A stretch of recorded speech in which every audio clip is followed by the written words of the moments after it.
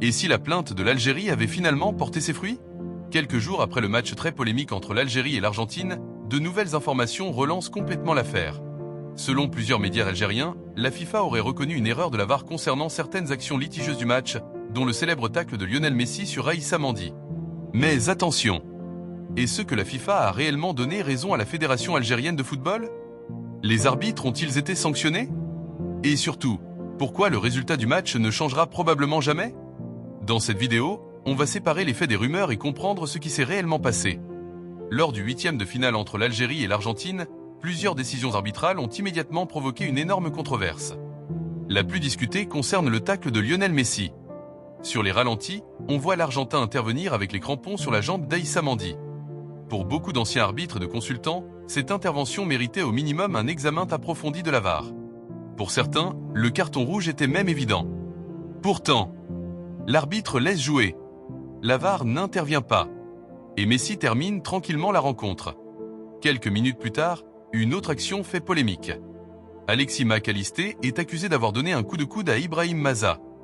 Là encore, aucune d'intervention vidéo. Pour les supporters algériens, c'est la décision de trop.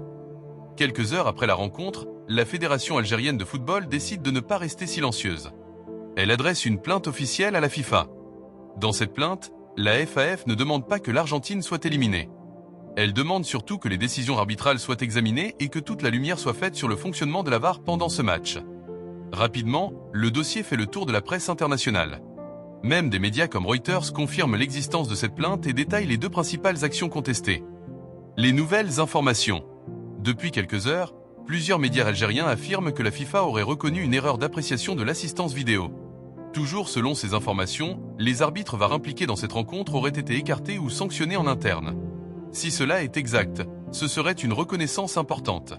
Car il est extrêmement rare que des erreurs de VAR soient reconnues, même en interne. Mais il faut aussi préciser un point essentiel. À l'heure où cette vidéo est réalisée, la FIFA n'a publié aucun communiqué officiel confirmant publiquement ces sanctions. Les communiqués récents de la FIFA ne mentionnent pas cette affaire. Autrement dit, les informations circulent, mais elles ne sont pas encore confirmées officiellement par l'instance mondiale. Pourquoi le score ne changera pas? C'est la question que beaucoup de supporters se posent. Si la FIFA reconnaît une erreur, la réponse est simple. Les lois du jeu prévoient qu'une erreur d'arbitrage, même importante, ne suffit généralement pas à faire rejouer une rencontre. Pour qu'un match soit annulé, il faut habituellement démontrer une erreur d'application des règles ou une violation grave des règlements, et non une simple erreur de jugement. Même lorsque des arbitres sont sanctionnés après une rencontre, le résultat reste presque toujours inchangé. C'est une pratique que l'on retrouve régulièrement dans le football international. Une pression de plus en plus forte sur la VAR. Cette affaire relance surtout un débat devenu mondial. La VAR était censée réduire les injustices. Mais lorsqu'elle ne corrige pas des actions pourtant largement discutées, elle devient elle-même le centre de la polémique. Faut-il rendre publiques les conversations entre l'arbitre et la VAR? Faut-il expliquer les décisions après les matchs? Faut-il permettre davantage de transparence? Ces questions reviennent avec insistance depuis le début de cette coupe. Même si le résultat ne change pas, la FAF peut estimer avoir obtenu une forme de reconnaissance. Déposer une plainte officielle a permis d'attirer l'attention internationale sur ces décisions arbitrales. Si les informations sur une sanction interne de la VAR sont confirmées, cela signifierait que les critiques n'étaient pas sans fondement. En revanche, tant qu'aucun document officiel de la FIFA ne confirme ces sanctions, il faut présenter cette information avec prudence. C'est une distinction importante entre ce qui est rapporté par plusieurs médias et ce qui est officiellement établi. Une chose est certaine, cette affaire ne disparaîtra pas de sitôt. Entre les supporters qui réclament justice, les débats sur le tacle de Messi et les interrogations autour de la VAR, cette rencontre restera probablement comme l'une des plus controversées de cette Coupe du Monde.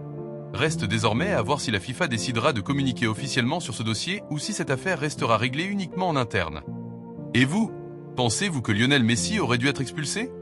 La FIFA devrait-elle publier les échanges entre les arbitres et la VAR après chaque match? Donnez votre avis dans les commentaires. Le débat est ouvert.